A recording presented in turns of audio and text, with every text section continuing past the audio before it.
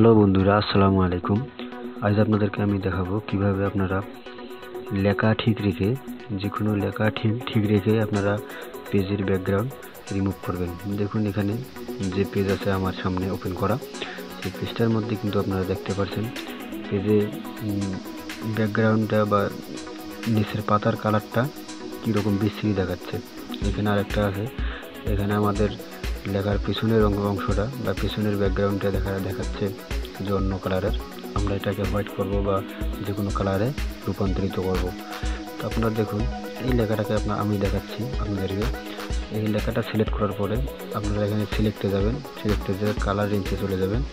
Colour রেঞ্জে যাওয়ার পর আপনারা এখানে দেখবেন যে অটোমেটিকভাবে এখানে স্ক্রিনে শো করতেছে। তো আমরা এখান থেকেও বাড়িয়ে বা কমিয়ে নিতে পারবো, সমস্যা নেই। এখান থেকে কমার অন্ধকার আমরা যদি একটু পরিষ্কার করে দিই, 200 করে দিলাম, সমস্যা নেই। এখানে একটু রেড করে দিলাম, এখানে একটু কালো আছে, এখানে কালো ক্লিক করলেই সাদা হয়ে যাবে। আপনারা না ক্লিক করাই ভালো হবে। দেখেন এখানে আমার লেখাগুলোকে বোঝা যাচ্ছে। এখন হোয়াইটটাকে আমরা ওকে করে দিলাম। ওকে করার মধ্যে দেখুন আমাদের ব্যাকগ্রাউন্ডটি সিলেক্ট হয়ে গেছে, লেখা সহ পেছনের ব্যাকগ্রাউন্ড। লেখা ঠিক রেখে আমার পেজের পেছনের ব্যাকগ্রাউন্ডটি সিলেক্ট হয়ে গেছে। পিছনের ব্যাকগ্রাউন্ডটি সিলেক্ট হওয়ার পর এখন আমার কাজ হবে তুলছে যাওয়ার পর এখান থেকে আমাদের এরেজার টুল ব্যবহার করবেন। এরেজার টুল নেওয়ার পর আপনারা এখানে ব্যাকগ্রাউন্ড কালারটিকে লক্ষ্য করবেন, ব্যাকগ্রাউন্ড কালারটি কী আছে। আমি যদি এখানে ব্যাকগ্রাউন্ড কালার হোয়াইট নেই, সাদা, তাহলে সাদা ব্যাকগ্রাউন্ড কালারটি সিলেক্ট করে ওকে করে দেবো। ওকে করে দেওয়ার পর দেখুন আমার এরেজার টুল কিন্তু আমার সিলেক্ট করা আছে। এরেজার টুল সিলেক্ট করার পরে আমি এখন যদি এখানে এর উপরে মাউস ড্র্যাগ করি, দেখেন লেখা ঠিক রেখে সব ব্যাকগ্রাউন্ড পিছনের ব্যাকগ্রাউন্ড সাদা হয়ে যাচ্ছে। আমরা এখানে ব্র্যাকেটের মাধ্যমে বড় করতে পারবো এবং ছোট করতে পারবো। এখানে বড় আপনার ইচ্ছা মতো আপনারা করতে পারবেন। তো আমি এখানে করলাম, একটু বড় করিয়ে নিলাম আপনাদের দেখার সুবিধার্থে। বাস দেখুন আমি এখানে নিয়েছি। এখন আপনারা এই লেখাটাকে বা সিলেকশন তুলে দেবেন কন্ট্রোল-D দ্বারা।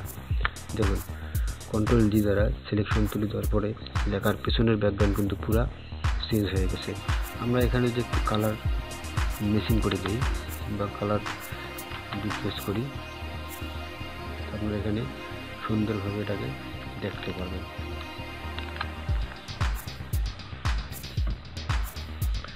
সেমভাবে আপনারা যদি সেমভাবে এই কাজটুকু করেন, এই কাজটার দ্বারাও সেমভাবেই আপনারা করবেন।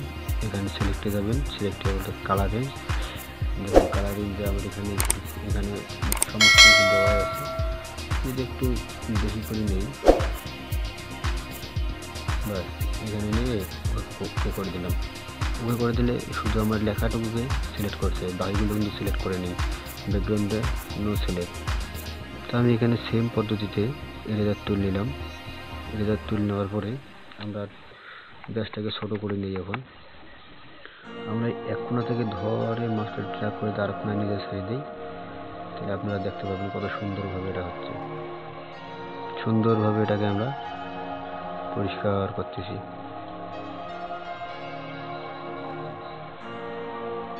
দেখুন এখানে একটা সমস্যা আছে, আপনারা যদি দ্বিতীয়বার মাউস ড্র্যাগ না করে আপনারা যদি একবারেই সুন্দর করে নেন, তাহলে কিন্তু আপনাদের লেখাগুলো আরও সুন্দরভাবে বোঝা যাবে।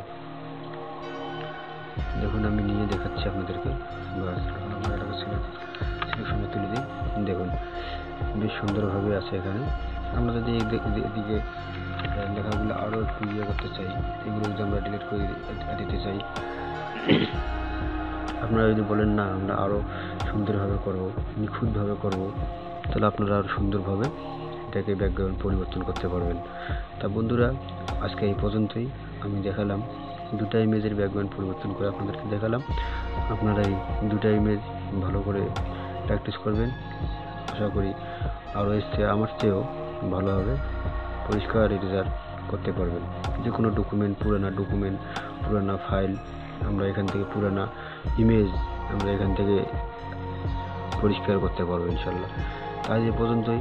ভালো থাকবেন সবাই, সুস্থ থাকবেন। আমার ভিডিওটা যদি ভালো লাগে লাইক কমেন্ট শেয়ার করবেন। কেমন লেগেছে এটা কমেন্ট করে জানাবেন।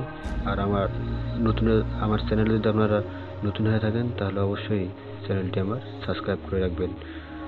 ধন্যবাদ সবাইকে।